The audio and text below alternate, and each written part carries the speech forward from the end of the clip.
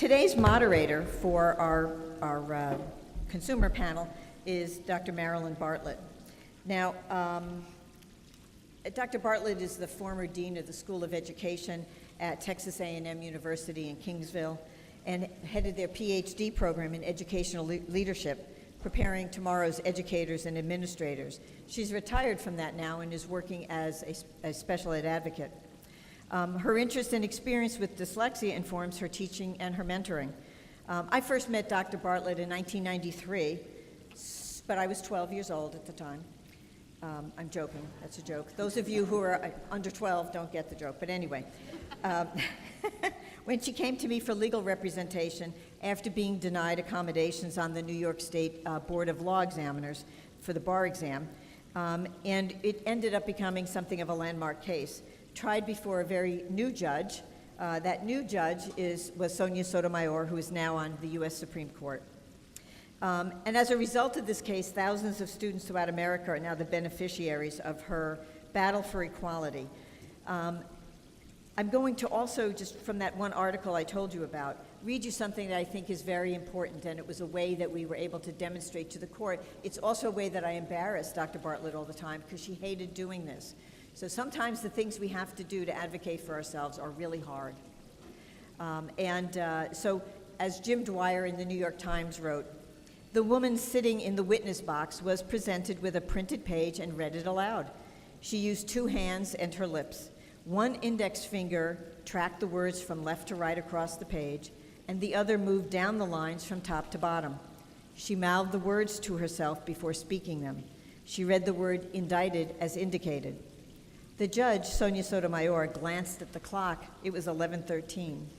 At the end, she had a question for the witness, Marilyn Bartlett. What did you just read? I haven't a clue, said Dr. Bartlett. Neither have I, said the judge. Although the passage was just 426 words, it had taken Dr. Bartlett, then a professor at the New York Institute of Technology, with a doctorate in education, a law degree, and a verbal IQ measured as superior, 11 minutes to read it. The sentence is so excruciatingly drawn out that no one could remember their meaning. So for 21 days in 1995, Judge Sotomayor heard testimony in the case of Marilyn Bartlett versus the New York State Board of Law Examiners, which was a case brought under the Americans with Disabilities Act. Because of her problems with reading, Dr. Bartlett wanted to use more time to take the exam and permission to use the computer to write the essays, and the board had turned her down.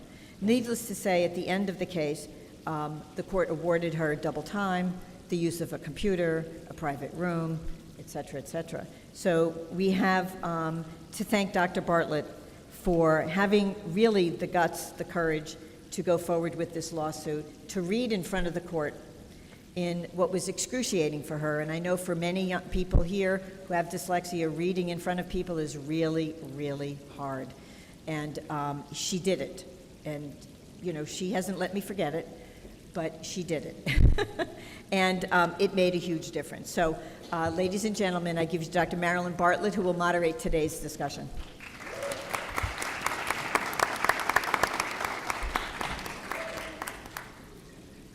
Sometimes she's just too kind to me. Joanne, it was 1991 when I first met you. It was 93 when we filed.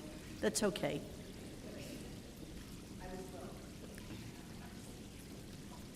Thank you all for coming here today. This is so exciting. This is my second opportunity. The last time I was here, I was on the panel. And so this time it's very exciting for me to take Carolyn's position and be the moderator because, as you can probably tell, I love audiences and I love to speak. I can't read, but I love to speak. We have 4 wonderful panelists here today, and I have a series of questions which I shared with them earlier. And I'm going to ask them because I think these are the questions that are most often asked of us, we who are dyslexic. And by the way, I am no longer embarrassed. I was very embarrassed when I went to Joanne's office for the first time to say, hi, I'm Marilyn Bartlett and I'm dyslexic. I couldn't speak because I was mortified.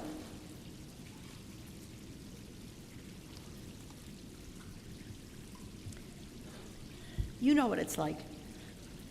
You know what it's like to be the kid that can't read in the oral reading part of class when the you know that you're the third person, and you count 3 paragraphs ahead, and you read it, and you read it, and you read it, and dang, don't you know that the teacher then asked the kid in front of you to read an extra paragraph, and now you're sunk? Yeah, anyway. So today is really for you, and it's to remind you, you can do anything that you set your minds to doing. And I was the lucky kid, as you are, because you wouldn't be here today were it not for your mother and your father.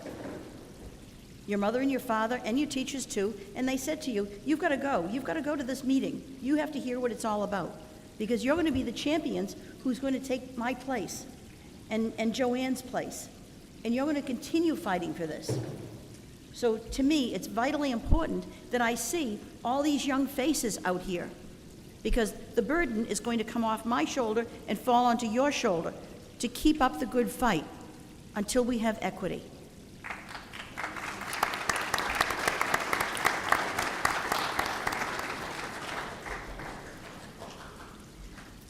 So to begin with the panel, I'm going to ask them to please tell us just a few words about themselves and how, what is it that they do in life? Because I think you're going to be surprised. These are highly, highly accomplished people who figured it out. So first I would like to ask Mavis Shelby if she would say a few words about herself and her background, please. Good morning. Whoa. My name is Avis Shelby. I am an administrator in the North Rockland Central School District. I do have dyslexia. I have sisters that have dyslexia, nieces and nephews that have dyslexia as well. My education was a long time ago when I was not officially designated as someone with dyslexia, but learning the symptoms, and with my nieces and nephews, they were officially assigned. So we have lived with that, and we've overcome that. I'm very happy to be here. Thank you.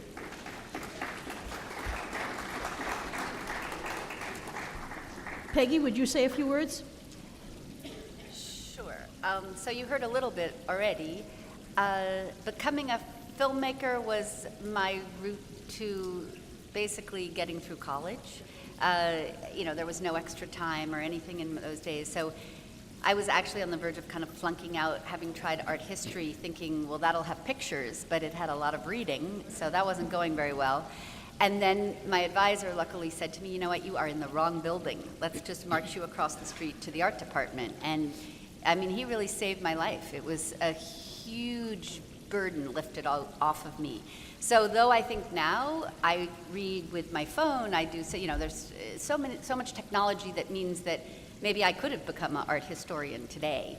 But filmmaking really was, so much easier for me. And I'm the mom of a dyslexic daughter, and I'm very proud to say she's graduating in a month from college and is pre-med, and having gone each juncture to get extra time for SATs, etc. She's just gone through it again to get extra time on the MCATs.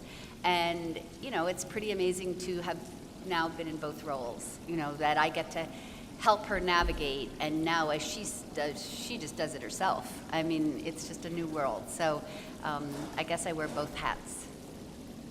Thank you, Peggy. Next, we have the Honorable Jack McEneny. Jack, would you say a few words? Okay, I'm going to be 75 years old come August, and I never understood what dyslexia was until when I was 34 years old. My son was a teacher, special reading teacher that went and did 3 different schools, and for some reason or other, we had to come down in the evening and talk. And I remember he was 7 years old, and that's when little kids all stop reversing numbers and so on, where things show up, where problems are. And I got a crash course in a condition at age 34 that explained an awful lot about the life that I had lived. And I've survived rather well, but I look back at it, there was a lot of painful things, being a boy that couldn't play sports, for example, and had to compensate in a lot of different ways.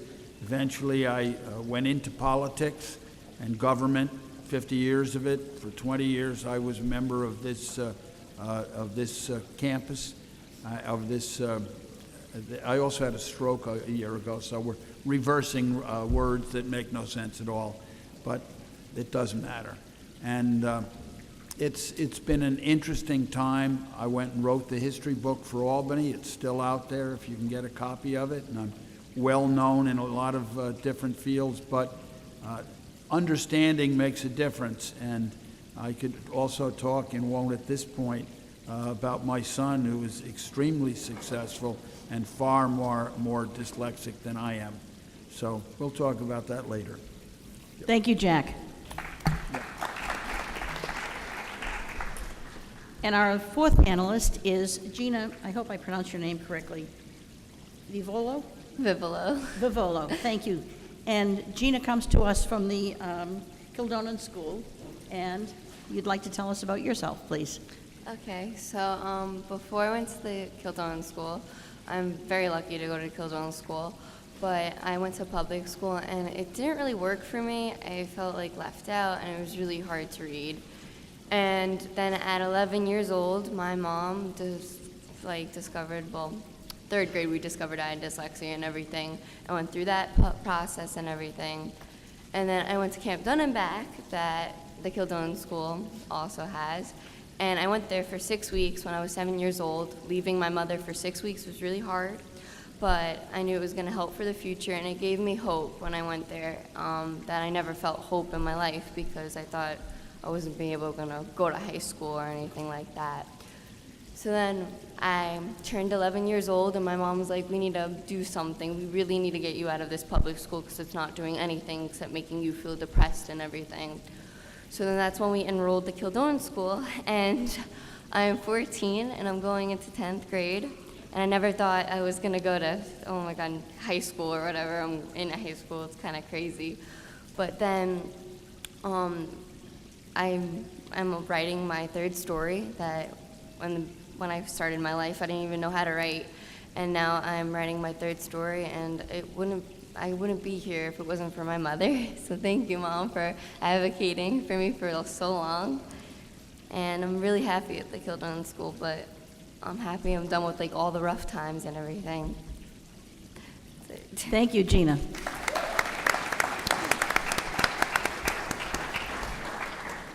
The first question I'd like the panel to address is, how did they learn to read? Now, we dyslexics know that we all use different methods to get around the system, and I would like to hear from the panelists how they did it. Avis? Lots and lots and lots and lots of repetition, over and over and over. I was very lucky. My mom was a teacher as well, and back in those days, you couldn't go outside until you did your homework, and so many very difficult hours. Being able to recite the words in your head and then follow through physically with your finger on the paper. Right now I don't have to use the finger, but I still do visualize the words and repeat them as I learn to read.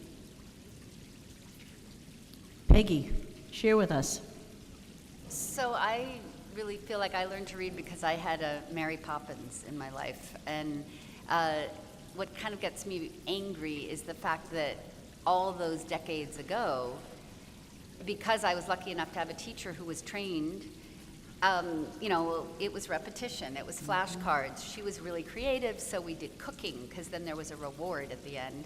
And I would have to read recipes. And one wonderful thing she did is that she was very much, into trying to keep my spirits up, help me understand that I did have other strengths. So I love to tell stories. I was very good at telling lies about where I was going after school, so I was developing that skill.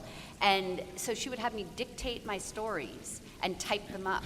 And I would work on reading my own stories, which just had embedded in it this, huge feeling of like, wow, you liked my story enough to do that, and, kept me going. And one thing she used to say is that she felt for a lot of kids who struggled with reading, if you give them these really boring little children's books that are, about, the dog went down to the river, and it takes so long, and then the sentence is kind of boring anyway, there's not a lot of incentive. And that most kids who, just because they're struggling to read, they're also quite intelligent, there's a lot of intelligence, creativity. So I feel like I was so lucky to have someone who understood that.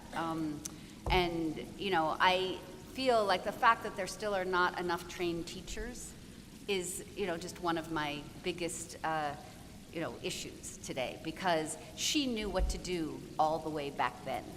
And I now actually am a good reader, but I worked for 8 years at it, but with someone who knew how to help rewire my brain. So that's how I learned. Jack, your experience was a little different because you were going to school at a time when we didn't even have the expression learning disabilities coined, which, by the way, wasn't coined as a phrase until 1976. And Jack must have started school in 1951. He's just a couple of years older than I. That's it. So Jack, tell us about your experience in first to third grade. I didn't find reading that difficult. I wasn't a good student. We had a class, we went to Catholic school. That meant there were over 50 kids in every class. One year we had 48. We thought we were in prep school.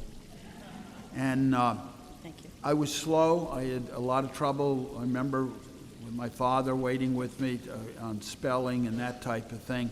I had more problems showing up in other areas, so I learned how to tie my shoes at age 9. And I quit the Cub Scouts because that's when they were teaching you how to do knots. And I couldn't handle it, and all the other kids knew how to do it, and those kinds of things showed up more than reading itself.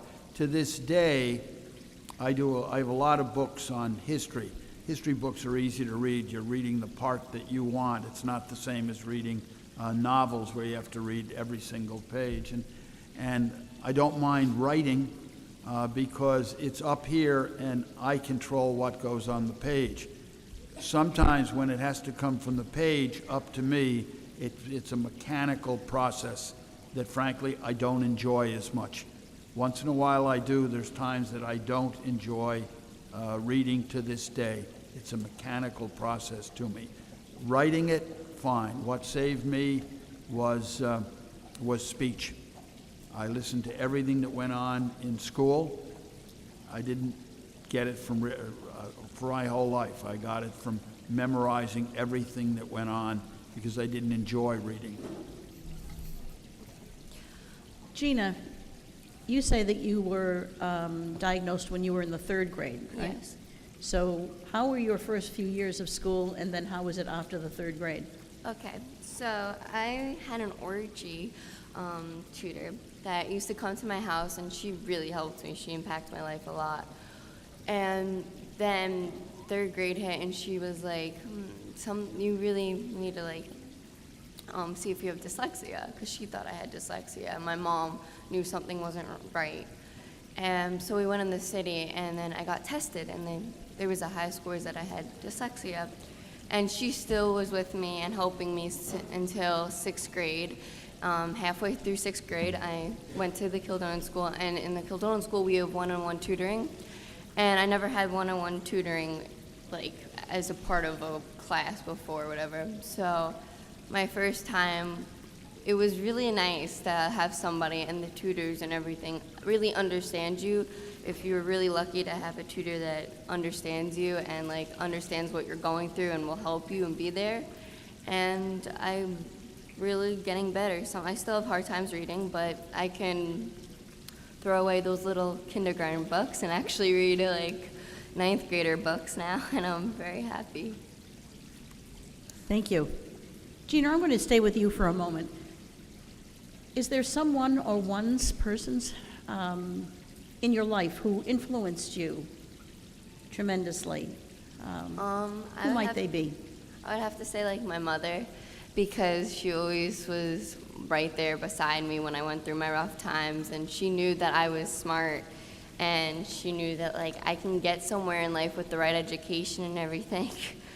And she was always there for me, and she never gives up, and she taught me never give up, even if a teacher tells me that I'm not smart enough to do this, just never give up. And if you work hard, then you'll get where you want to be in life. Thank you. That's the reoccurring theme. Mothers, why don't you stand for one moment? Can we just thank you? Mine's not here anymore, so.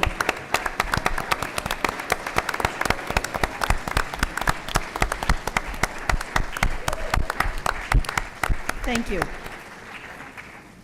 Jack? I think I had a lot of people who were very encouraging, but I basically faked it.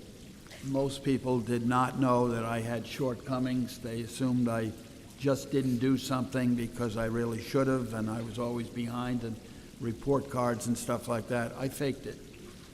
No one sat down and said, we've got to bring him up on this or that or the other thing. And I felt I was on my own. I had a lot of great teachers that I really liked. I liked them for their encouragement. Anytime I did anything, they'd give me praise for it, but I don't think anybody realized we didn't have dyslexia, so nobody addressed it. 34 years old, I have to find out from my 7-year-old son, and all kinds of symptoms that you have that go well beyond reading, that all of a sudden all the lights went on after 34 years, what was going on. Thank you, Jack. Peggy? Well, I mentioned my tutor, but I have to say, in my case, it was my grandmother who was spotted me actually 4.5, 5, struggling with the same children's books that my brothers had read, and she could see that I wasn't getting sequencing, I wasn't getting the alphabet. And she marched me over to this woman who did tutoring, and years later, Dorothy, my tutor, said, I was just going to humor her because, you were just barely 5, and I figured she's just a neurotic grandmother. And so then Dorothy told me later the story that I, came and she went through things with me, and it was clear that I was dyslexic. She didn't need to go through a battery and which is something we all know now, that it is so much easier to identify at least some basic things and to show that you're at risk, whether you have the full battery of tests. So years later, I even asked Dorothy, because I had, in spite of all this help, I've always had this feeling that I was faking it and that people would find out, and shame and, all of those things. And I said to her, what do you think would have happened to me if I hadn't had you in my life? And she said, without missing a beat, I think you could have ended up in prison. She said, you were so angry every day that you came back from school to come work with me, that no one understood you. And you were just, it would take a half an hour to get you sort of over that. And we all know that statistic, right?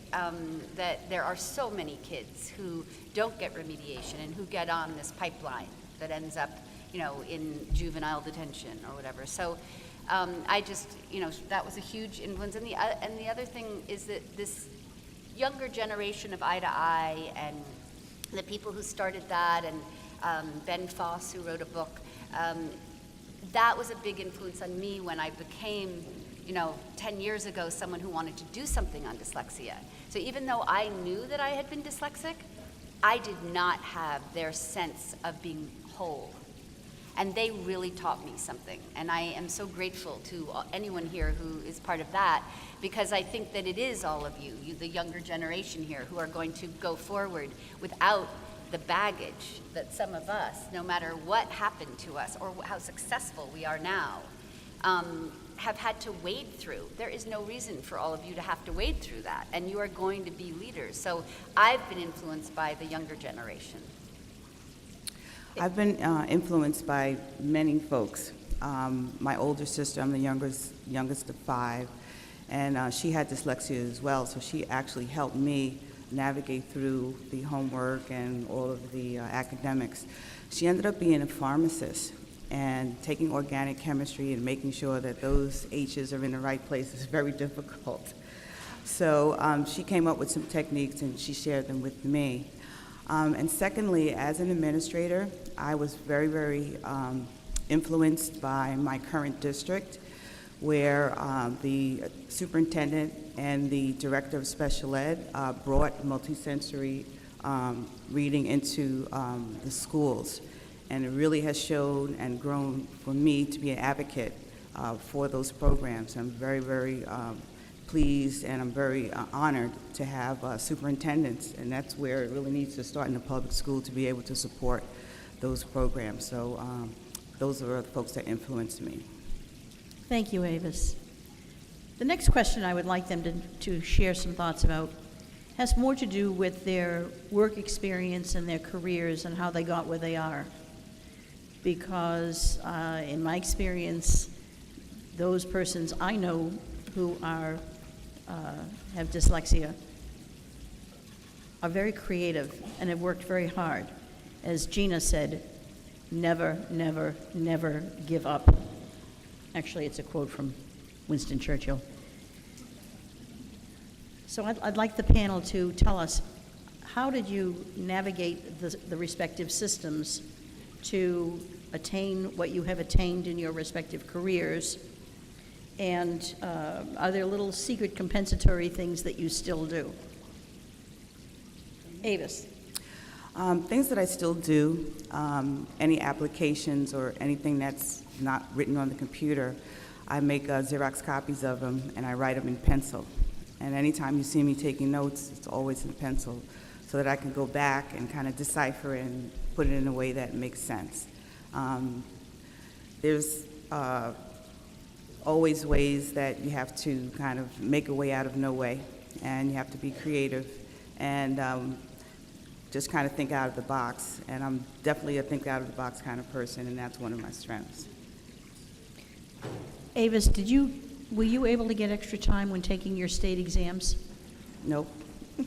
During the time that I was taking state exams, like I said, I wasn't officially diagnosed, and I wasn't the best student.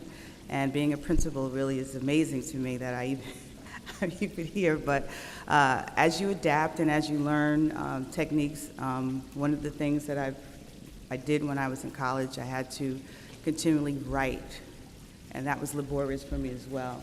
But I would write my facts over, I would make like a fold, and I have the questions on one side that I would ask myself, the answers on the other, and then I would do that over and over and over again to kind of memorize things.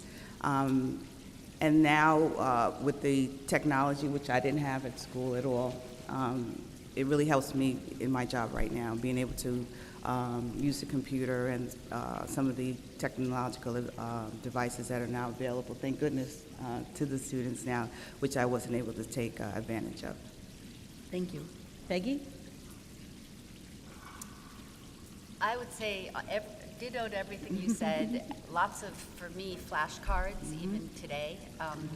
You know, I think, though, that I also learned to delegate and to work with others. I mean, that I started to, my inner circle of people were people I was honest with, and with, you know, particularly writing proposals or things like, you know, can't spell, my topic sentence is at the end of the paragraph, it takes a while to get it where it should be.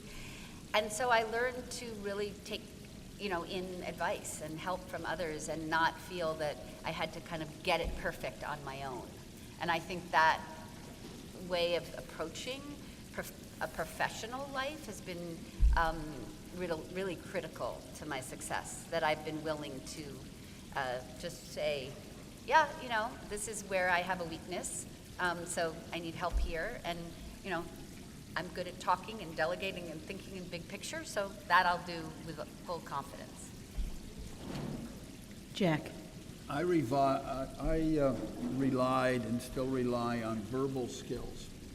And I also spent a lot of time listening to people.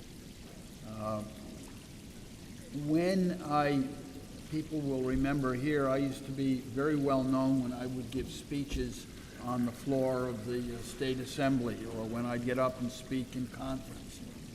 And they say he's a genius. He has, you know, it's right off That's my notes for today, and everything is memorized. And that's the way I got through things. Now, when I do have to write, like when I wrote the book, we were talking 55,000 words, History of Albany. A lot of it is different from other people's books because a lot of it is oral history from all kinds of people I've listened to for years. I got good at this. But when did I write it?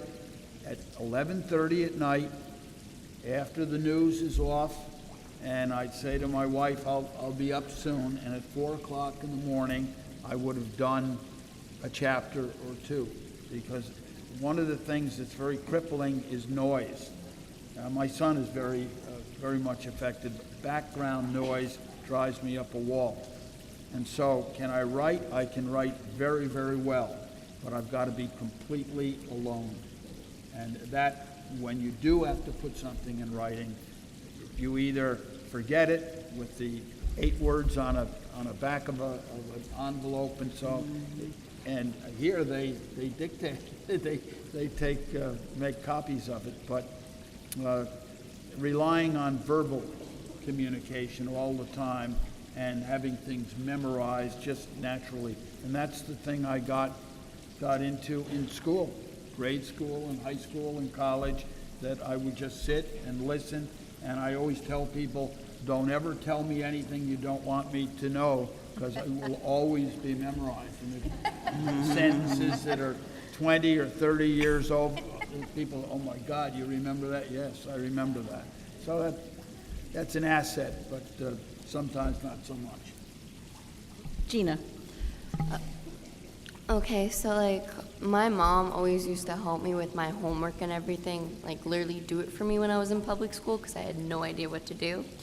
But now, since I'm at the Kildonan school, I still get like sometimes stressed that I won't be able to get it done. I get stressed over about these little things that are not even like to be stressed about, but I do.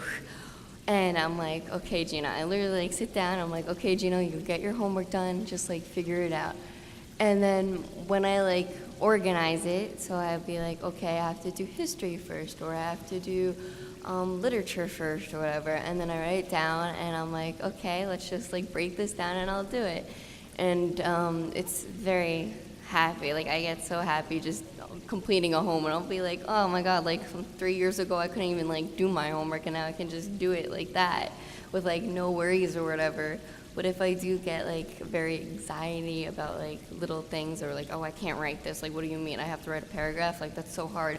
But then I'm like, okay, I'll just sit down, and just like a bunch of like ideas come in my head, write what to write and everything. And like I start remembering things of what the teacher said, and then I get so involved with writing that I'm like, oh, it's more than a paragraph. I should stop and get to my other homework. Thank you. And I think that question kind of leads into my next question, which has to do with technology. And of course, technology was the typewriter when I was in school. Yeah. Hunt and peck was the method. Didn't work too well because I couldn't spell. Anyway, I'd like you to each tell me, what is it that you use for technology, if anything, and what do you find very helpful? Spell check. Well, wait a minute, spell check. I can't, see, I missed that whole phonics thing. I can't get the beginning of the word, so I can't even begin to say, am I looking at C or am I looking at K? I don't know. Spell check, okay. Would you like to elaborate on that, Avis? It's very helpful as your thoughts are coming out, and you're looking at the screen, and you know where you're typing the letters, and then they come out different on the screen. So even as you're typing, you can, get confused in terms of what's on the screen. And so it's just an easy way to correct your spelling errors and to move forward. It's great. Love it. Peggy? I've progressed beyond spell check. I discovered Grammarly, which I really like. But I have the same issue that you were alluding to, I think, which is that sometimes I can't even figure out how to start the word. I don't know, how to spell it enough for spell check to tell me if it's correct. So I've gotten so that I dictate the word. If I'm on my computer, I'll just dictate the word into my phone, and then it will come up, and then I can know how to start it, and then it'll be typed. So little things like that. I mean, I know people who are even more elaborate with having put together ways to dictate and use, programs. So I'm not quite there yet. I get my kids when they have time to help me, but yeah, I think a combination now of the phone and Grammarly, I put it together for writing, and that really helps a lot. And trying not to be scared of the technology is still a bit of an issue. I mean, I definitely always assume I'm going to get mixed up and don't know how to use it. So I think that what you were saying, all the emotional, that's my area now of social emotional learning, but the anxiety that we bring to all of this, depending on your age, so if you didn't grow up with this technology, the technology is really amazing, but you can have some anxiety about it. So I think the earlier kids are exposed to it and are shown as much of what the options are that are out there, the better it is. And we really have to make sure that that starts happening in schools across the country, because it's harder the older you get. I don't think at this stage in my life, and not for many years, have I had a problem with language as far as spelling and that type of thing. Technology, however, has been a disaster. My first wife, who died a few years ago, and unfortunately I was remarried, what you do in my position is you marry somebody. My first wife was an X-ray tech, and when you can't adjust the television, you pretend you're not looking at it until they walk into the room and they say, "Oh my God, can't you do this?" I wasn't really reading it. You really wanted to see it, and somebody adjusts the television. I mentioned learning how to tie my shoes, not too well at age 9. I'm wearing loafers today. So any kind of technology has been very, very difficult for me. And it takes a lot of time just to type, and it's a necessity. And I really think it's great for younger people. They're learning it very, very young. And for us, we're beyond all that. And you'll see a bunch of people of my vintage will say, find a young person and find out what's wrong with this or that. Technology is not looked at as a friend by me. And then there's Gina. Come on, Gina. Well, I prefer writing on paper because that's just how I roll. Because then again, it gets very stressful and like the grammar, like spell check doesn't like do what you want to do or whatever. It's very frustrating. But I use technology in every of my classes just to like do some research on a paper. And like it's so like amazing, like if you're like Roaring 20s and look up Roaring 20s, and there's like so much interesting stuff that pops up, and it's like amazing because I learned so much just by like looking up a word or whatever. Or if I can't read a big book that I want to read, I'll just go on Audible and download it, and it helps me and I understand it more, because sometimes when I read my book I don't understand it because I'm reading it and it's like I don't know what I'm doing, like I don't know what is that word like wrong or something, or like am I doing something? But when I go on audiobook, it just like reads fully. So like technology can be like real frustrating sometimes, but it can also really like open up your mind, and like you could see so much with it. I'm going to take some liberty here, and I'm going to add to their comments, because I think coming out of academia that I had opportunities as an older adult. For example, number one was a great secretary. Oh, amen. A great secretary. I could dictate into a machine, and now this was in Texas when I became dean, not so much on Long Island. Although Long Islanders had a lot of difficulty with my Bostonian. They couldn't understand the word like, open up to page 12 and take a look at the chart, and then say, chart. Anyway, I could dictate, and then she would type it up, and I would know that it would be pretty much perfect, and then she would bring it back to me to make sure there wasn't something I wanted to add, which I could then do verbally. Although with the advent of the reading programs, and with Microsoft having the little thing that you just click on it, and the page is read to you, and it highlights it. I love the highlighting because it keeps me on track. It makes me go back to the other side of the page where the words begin again. And I find that that's very helpful. I don't really care for spell check because I can't get into the word itself. But I now have the capability with Microsoft to say the word, and the computer now understands Bostonian quite well. So it can spell the word that I want, and it usually comes out correctly, although sometimes my phonetics is not necessarily your phonetic speech. The other thing that I really, really like, and Jack, you would like this, I think, and Avis, I think you would like it as well. You know what, Gina, you would too, because you like to write. I have a thing called a Life Scribe pen. And this is a pen that I have two of them. One has 2 gigabytes of memory, and the other has 8 gigabytes of memory. And I have a special notebook that we can't see the pixels in it when you put it up to the light, but it is all pixelated.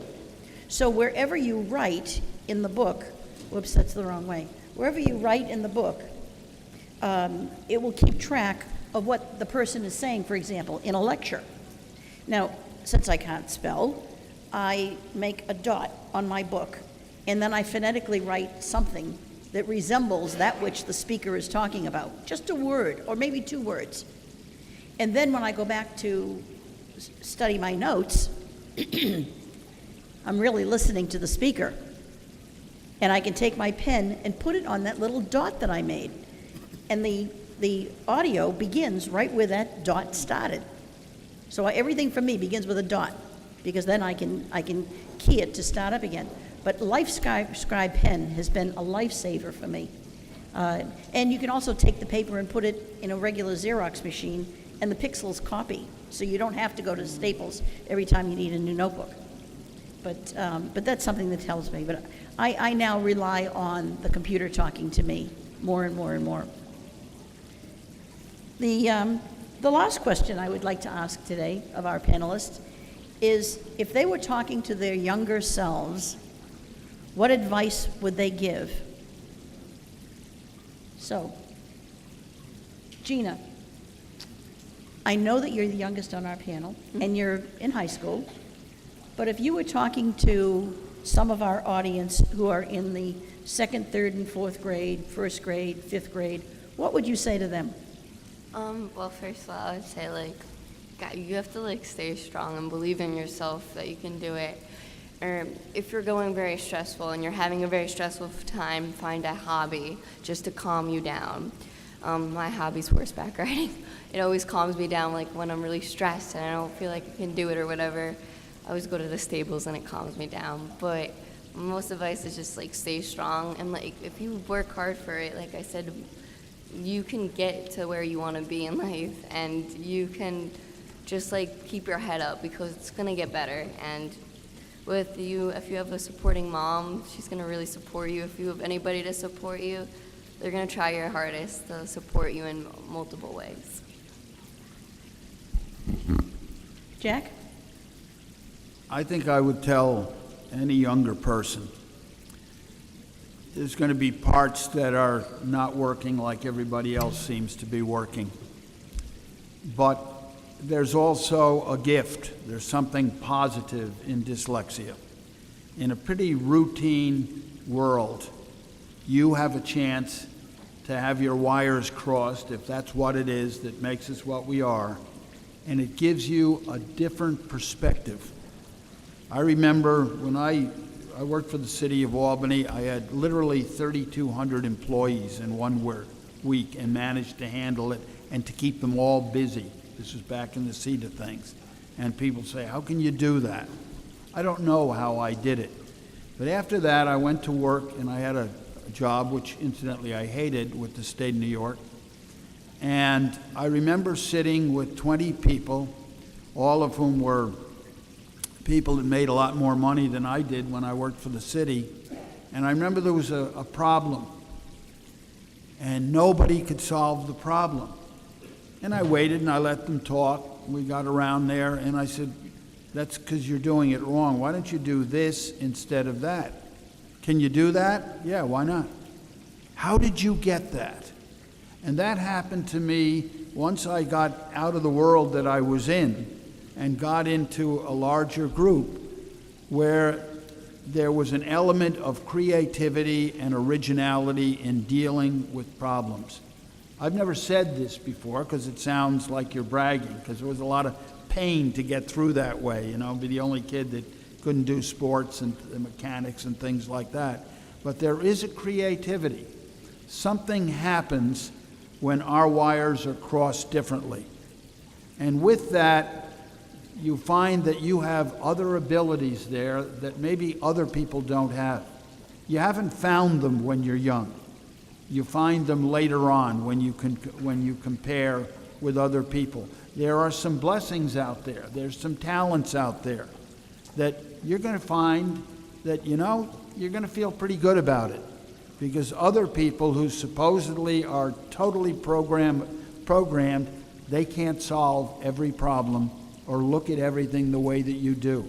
And that creativity, I think, is an original talent that will be yours. You have it now. As you get older, it becomes more apparent to you.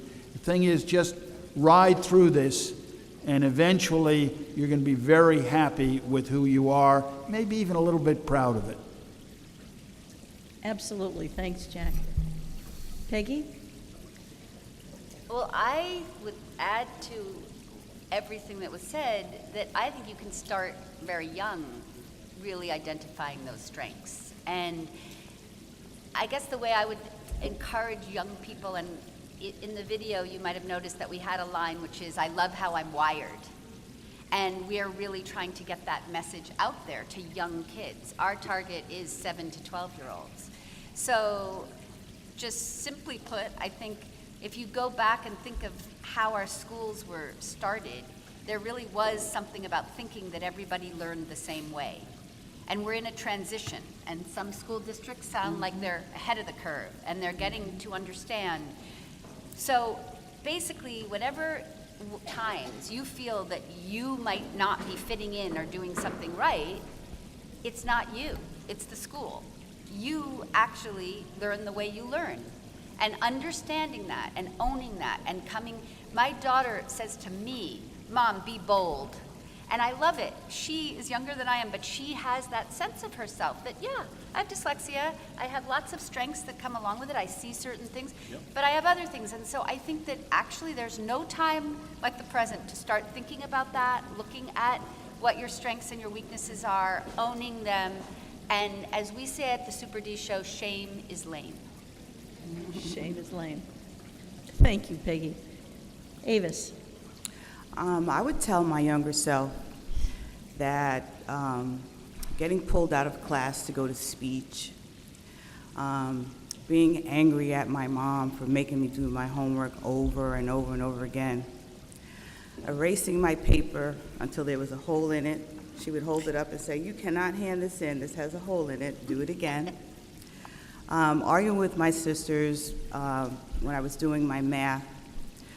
All of that actually were seeds to my current superpower, and I'm very happy that I've turned into a superhero as an administrator, as an advocate for children. It is certainly my calling. You don't think about that as you're going through it as a youngster, but it doesn't last forever, that awkward feeling. You do grow into yourself. You do embrace your strengths. You don't have to hide your superpower anymore. When you get older, you can go ahead and take off that cloak and show your letter on your chest. What is it? The Super D. Super D on your chest.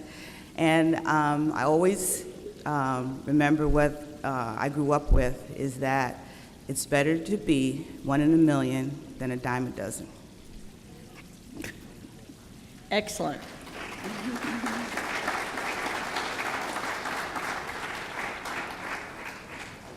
I would like, from the audience, if you would stand up if you are a person with dyslexia? Stand up, please.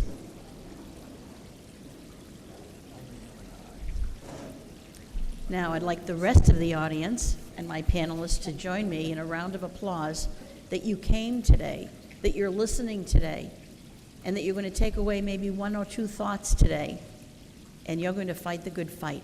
Thank you for coming.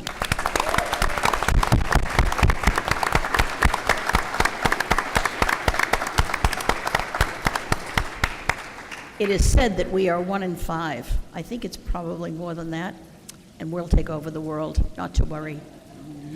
Special thank you to our panelists today, to Gina, to Jack, to Peggy, to Avis for sharing their thoughts and their careers and their ideas. I think it's always refreshing, and it's reassuring, too, to hear that you're not the only one. Even though for some periods of time, it's a pretty lonely world out there, we're not alone. We are a huge army, as Pete Wright likes to say, and we're going to continue moving forward, albeit at a snail's pace. One of these days, we're going to pick up that pace, though, and we're going to run with it. So thank you to the panel for your thoughts and for taking the time to come today and joining us. I'd like to